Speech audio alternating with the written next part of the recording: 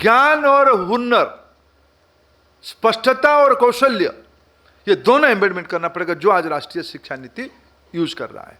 मित्रों, उसमें आज इस जागरण की कॉन्क्लेव उस दिशा में भी आगे वितर्क को बढ़ाए। मित्रों, सब करते करते एक असेसमेंट बड़ी प्रमुख चीज होती है। असेसमेंट निर्भुल होनी चाहिए, असेसमेंट कंटिन्यूसली इंप्रूव होनी चाहिए।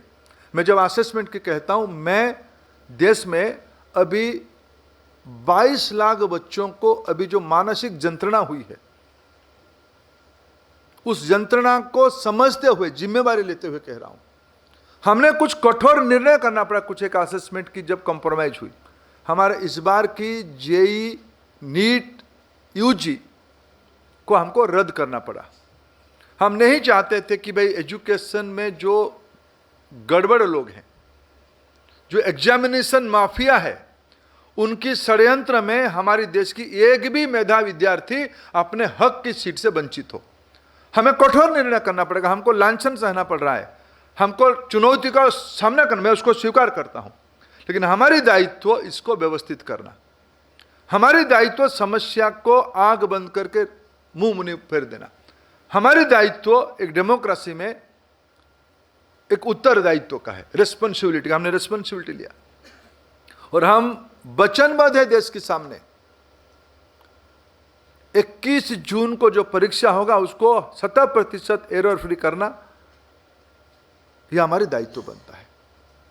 मित्रों, इन दिनों में हमने सीबीएसई ने हमारी, आज मेरे सुना सीबीएसई की चेयरमैन यहां आएंगे, वो विस्तार से उस विषय में बताएंगे। क्या मित्रों, देश भर के विद्यार्थियों का असेसमेंट निर्भुल नहीं होनी चाहिए, साइंटिफिक नहीं होनी चाहिए, एक पैटर्न पे नहीं होनी चाहिए? रसूखदार लोगों की स्कूल में पढ़े हुए विद्यार्थियों को एक प्रकार के नंबर मिलेगा और दुरंत इलाका में मेधावी विद्यार्थी को पढ़ते हुए उनको और एक प्रकार के नंबर मिलेगा। ये हमारी देश अभी स्वीकार करना चाहिए क्या? इसीलिए टेक्नोलॉजी को यूज करके सीबीएसई ने कुछ रिफॉर्म किया। ऑनलाइन ऑन स्क्रीन मार्किंग की व्यवस्था, ओएसएम की व्यवस्था किया। मैं फिर कहता हूं, कोई भी आलोचना को हम सादर स्वीकार करते हैं। आलोचना के उद्देश्य अगर सही हो तो, आलोचना के उद्देश्य अगर सुधार के लिए हो तो, आलोचना की में पवित्रता हो तो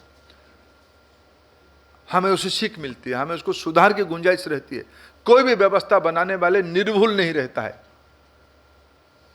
सामूहिक विमर्श से, सामूहिक चर्चा आलोचना से हमें आगे की रास्ता हमको पथ के रूप में मिलता है।